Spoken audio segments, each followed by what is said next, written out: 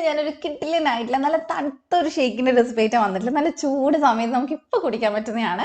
അതും നമ്മൾ നേന്ത്രപ്പഴവും പാലും വെച്ചിട്ടാണ് ചെയ്തിട്ടുള്ളത്. എല്ലാവരും ഒന്ന് ട്രൈ ചെയ്ത് നോക്കാം, നല്ല ടേസ്റ്റിയാണ്. അപ്പോൾ ട്രൈ ചെയ്യുക, ഫീഡ്ബാക്ക് പറയാം. അപ്പോൾ ആദ്യമായിട്ട് എൻ്റെ ചാനൽ കാണുന്നവരുണ്ടെങ്കിൽ ഈ ചാനൽ ഒന്ന് സബ്സ്ക്രൈബ് ചെയ്ത് സപ്പോർട്ട് ചെയ്യുക. അപ്പോൾ നമുക്ക് വൈകാതെ തന്നെ വീഡിയോയിലോട്ട് പോവാം. അപ്പോൾ ഇത് ഉണ്ടാക്കാനായിട്ട് ഞാനിവിടെ നല്ല പഴുത്ത നേന്ത്രപ്പഴമാണ് എടുത്തിട്ടുള്ളത്. അത്യാവശ്യം പുറമൊക്കെ കറുത്തിട്ടുള്ള നേന്ത്രപ്പഴം ഉണ്ടല്ലോ, അത് തന്നെയാണ്. അപ്പോൾ അതാണ് കുറച്ചും കൂടെ നല്ല മധുരം ഉണ്ടാവും. അപ്പോൾ അത്യാവശ്യം വലുപ്പമുള്ള ഒരു നേന്ത്രപ്പഴം കൂടിയാണ്. അപ്പോൾ അത് നമുക്ക് തൊലി കളഞ്ഞിട്ട് ഒന്ന് കട്ട് ചെയ്തെടുക്കണം. അപ്പോൾ നമ്മൾ ഈ കറുത്തിട്ടുള്ള നേന്ത്രപ്പഴം അധികം കുട്ടികളൊന്നും കൊടുത്തു കഴിഞ്ഞാൽ കഴിക്കില്ല. അപ്പോൾ അങ്ങനെയുള്ളവർക്കൊക്കെ അടിപൊളിയായിട്ട് ഈ ഷേക്ക് ഉണ്ടാക്കി കൊടുത്തു കഴിഞ്ഞാൽ കഴിച്ചോളും. കാരണം അത് നേന്ത്രപ്പഴം വെച്ചിട്ടാണ് ചെയ്തിട്ടുള്ളതെന്ന് തോന്നിയേയില്ല. അപ്പോൾ ഇനി നമ്മൾ ഈ കട്ട് ചെയ്ത നേന്ത്രപ്പഴം ഒരു മിക്സിയുടെ ജാറിനകത്തോട്ട് ചേർത്ത് കൊടുക്കുക.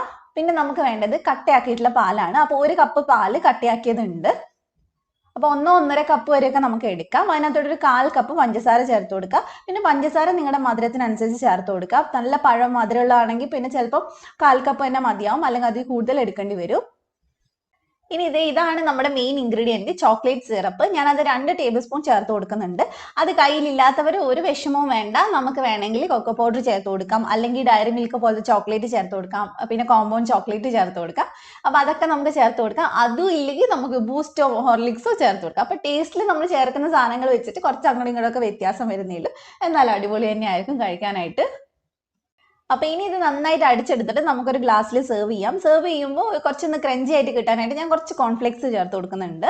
അപ്പോൾ നിങ്ങൾക്ക് പകരം ഇതിന് നട്ട്സ് ചേർത്ത് കൊടുക്കാം, അവിൽ നന്നായിട്ട് മൊരിച്ചിട്ട് ചേർത്ത് കൊടുക്കാം. അപ്പോൾ കുറച്ചുകൂടെ കുടിക്കുന്ന സമയത്ത് ആ ഒരു ക്രഞ്ചി ഫീലും കൂടി നമുക്ക് കിട്ടും. അപ്പോൾ നമ്മുടെ ഷേക്ക് ഇതിൽ ഒഴിച്ചു കൊടുത്തിട്ടുണ്ട്. അപ്പോൾ ഇതിൻ്റെ മേലെ ഞാൻ കുറച്ച് കോൺഫ്ലെക്സ് ഇട്ട് കൊടുക്കുന്നുണ്ട്. പൊളി ടേസ്റ്റ് ആണ് കേട്ടോ. ചോക്ലേറ്റ് ഫ്ലേവർ ആയതുകൊണ്ട് തന്നെ കുട്ടികൾക്കും എല്ലാവർക്കും ഇഷ്ടമാണ്. നമുക്ക് ഗസ്റ്റ് വരുമ്പോഴൊക്കെ ഉണ്ടാക്കി കൊടുക്കാൻ പറ്റുന്നതാണ്. അപ്പോൾ എല്ലാവരും ഒന്ന് ട്രൈ ചെയ്ത് നോക്കുക. ട്രൈ ചെയ്താൽ മാത്രം പോരാ, ഫീഡ്ബാക്കും പറയാം.